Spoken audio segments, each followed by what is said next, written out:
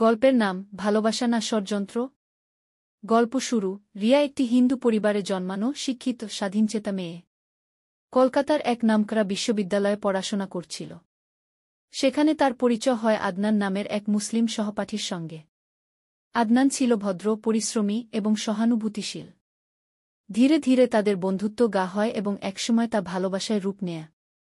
দুজনেই সিদ্ধান্ত নিয়ে বিয়ে করবে, কিন্তু ধর্ম নিয়ে নাড়াচাড়া না করে, একজন আরেকজনের প্রতি সম্মান বজায় রেখেই। কিন্তু রিয়ার পরিবার যখন জানতে পারে ছেলেটি মুসলিম, তখনই শুরু হয় সংকট। তাদের প্রতিবেশীরা বলতে থাকে, এটা লাভ জিহাদ, ওরা মেয়েদের ফাঁদে ফেলে ধর্মান্তর করে। রিয়ার মা কেঁদে ফেললেন, বাবা রেগে গেলেন। তারা পুলিশে অভিযোগ করার কথাও ভাবলেন।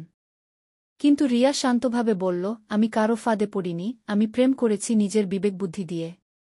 আদনান কখনো আমাকে ধর্মান্তরের কথা বলেনি। পরে উভয় পরিবার মিলে আলোচনা করে। তারা বুঝতে পারে এখানে কোনো ষড়যন্ত্র নেই। ভালোবাসা এখানে সত্যিকারের ধর্মের উপরে নয়, মানবিকতার ভিত্তিতে। গল্পের শিক্ষা: ভালোবাসা যখন সম্মানের হয়, ধর্ম কখনো বাধা হয় না। লাভ জিহাদ একটি বিভ্রান্তিকর শব্দ, যা অনেক সময় ভালোবাসার সম্পর্ককেও সন্দেহের চোখে দেখে। গল্পটি পাঠ করেছেন জুবায়ের আহমদ লস্কর, বরাক উপত্যকা থেকে।